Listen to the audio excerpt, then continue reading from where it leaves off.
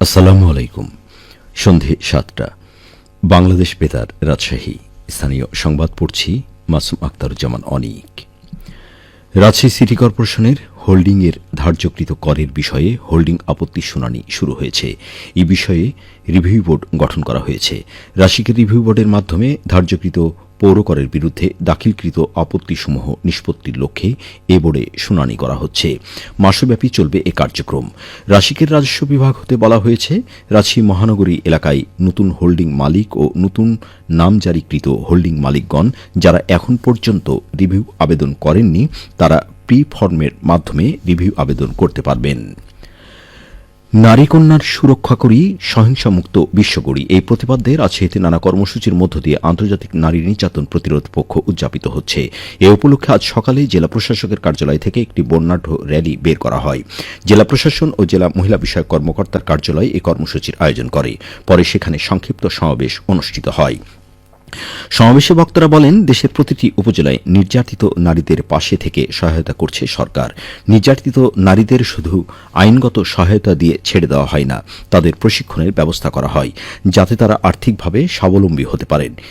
কোনো নারী সহিংসতার শিকার হলে সে যাতে দ্রুত আইনগত সহায়তা নিতে পারে সেজন্য জাতীয় জরুরি সেবা ৯৯৯ যেমন রয়েছে, তেমনি মহিলা ও শিশু বিষয়ক মন্ত্রণালয়েরও হটলাইন আছে, যেখানে নির্যাতিত নারীরা সহায়তা চাইতে পারেন। সমাবেশে বক্তব্য রাখেন অতিরিক্ত জেলা প্রশাসক টুকটুক তালুকদার ও মহিলা বিষয়ক অধিদপ্তর রাজশাহীর উপপরিচালক শবনম শিরিন। নিত্য প্রয়োজনীয় পণ্য নিয়ে অতি মুনাফালোভী ব্যবসায়ীদের বিরুদ্ধে আইনি ব্যবস্থা গ্রহণের দাবিতে রাজশাহীতে মানববন্ধন করেছে consumers association of Bangladesh cab. আজ নগরীর সাহেববাজার জিরো পয়েন্টে এ কর্মসূচি পালিত হয়। এ সময় বক্তারা বলেন, ছাত্র জনতার গণ অভ্যুত্থানের ভিতর দিয়ে স্বৈরাচার সরকারের পতন হলেও দুর্নীতিবাজ ব্যবসায়ী ও অতি মুনাফালোভী বাজার সিন্ডিকেটের পতন হয়নি। এই চক্রের কারণে বাজারে নিত্য প্রয়োজনীয় পণ্য মানুষের ক্রয় ক্ষমতার বাইরে চলে যাচ্ছে। ব্যবসায়ী সিন্ডিকেট আওয়ামী লীগের দোসর হিসেবে এখনও কাজ করছে। তাদের বিরুদ্ধে আইনি ব্যবস্থা গ্রহণ না করলে জুলাই বিপ্লবের চেতনার সুফল মিলবে না। ক্যাবের রাজশাহীর উপদেষ্টা ইঞ্জিনিয়ার খাদেমুল ইসলামের সভাপতিত্বে বক্তব্য রাখেন ক্যাবের রাজশাহী জেলা শাখার সাধারণ সম্পাদক গোলাম মুস্তফা মামুন ও রাজশাহী বিশ্ববিদ্যালয়ের আরবি বিভাগের অধ্যাপক ড মোহাম্মদ আব্দুস সালাম আল মাদানী। রাজশাহীর পুঠিয়া উপজেলার বানেশ্বর বাজারে বিভিন্ন বীজের দোকানে অভিযান চালিয়ে ১১,০০০ টাকা জরিমানা করা হয়েছে। আজ বীজ প্রত্যয়ন এজেন্সি এবং জাতীয় ভোক্তা অধিকার সংরক্ষণ অধিদপ্তরের যৌথ উদ্যোগে এই অভিযান পরিচালনা করা হয়। অভিযানে মেরি বীজ ভাণ্ডার এবং ভাই ভাই বীজ ভাণ্ডারে মেয়াদোত্তীর্ণ বীজ বিক্রির অভিযোগে ৫,০০০ টাকা এবং সরকারি অনুমোদন ছাড়া বীজ বিক্রির অভিযোগে ৬,০০০ টাকা জরিমানা করা হয়। অভিযানে রাজশাহী বীজ প্রত্যয়ন অধিদপ্তরের উপপরিচালক ইব্রাহিম হোসেন এবং রাজশাহী বিভাগীয় জাতীয় ভোক্তা অধিকার সংরক্ষণ অধিদপ্তরের সহকারী পরিচালক মাসুম আলী নেতৃত্ব দেন।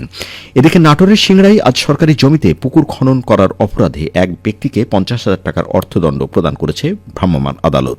ভ্রাম্যমাণ আদালতের বিচারক ও উপজেলা নির্বাহী অফিসার মাজহারুল ইসলাম উপজেলার বনকুড়ি গ্রামে অভিযান পরিচালনা করে এই দণ্ডাদেশ প্রদান করেন।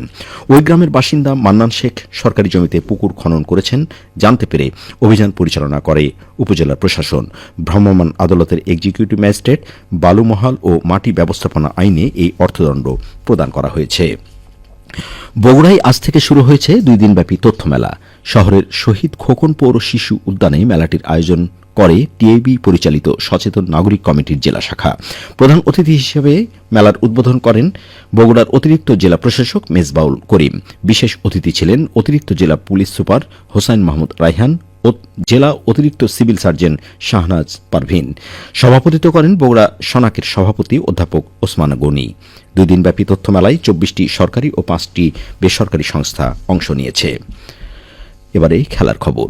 নওগাঁ স্টেডিয়াম মাঠে চলছে বিসিবি আয়োজিত ইয়ং টাইগার্স অনূর্ধ্ব ১৮ জাতীয় ক্রিকেট প্রতিযোগিতা ২০২৪-২৫ বিভাগীয় বি গ্রুপের খেলা। আজ দ্বিতীয় ম্যাচে সিরাজগঞ্জকে হারিয়ে জয়পুরহাট জয়লাভ করেছে। ম্যাচ শুরু হয় সকাল ৯টায়। খেলায় টসে জিতে প্রথমে ব্যাটিংয়ে নেমে ৩৭ ওভারে ৭৯ রান সংগ্রহ করে এবং অল আউট হয় সিরাজগঞ্জ। দ্বিতীয় ইনিংসে ব্যাট করে ৮ উইকেটে হাতে রেখে ১৭ ওভারে জয় তুলে নেয় জয়পুরহাট। আগামীকাল রাজশাহী সিরাজগঞ্জ মুখোমুখি হবে। বি গ্রুপে রাজশাহী চাঁপাইনবাবগঞ্জ সিরাজগঞ্জ এবং জয়পুরহাট জেলা অংশগ্রহণ করছে। সবশেষে আবহাওয়া। আজ রাজশাহীতে সর্বোচ্চ তাপমাত্রা ছিল 28.2 ডিগ্রি সেলসিয়াস এবং সর্বনিম্ন 14.8 ডিগ্রি সেলসিয়াস। সন্ধে 6টায় বাতাসে আপেক্ষিক আর্দ্রতার পরিমাণ ছিল 85%। রাজশাহী পার্শ্ববর্তী এলাকায় আগামীকাল সূর্যোদয় ভোর 6টা 33 মিনিটে। সংবাদ শেষ হল। আমাদের পরবর্তী সংবাদ প্রচারিত হবে আগামীকাল সকাল 8টা 10 মিনিটে।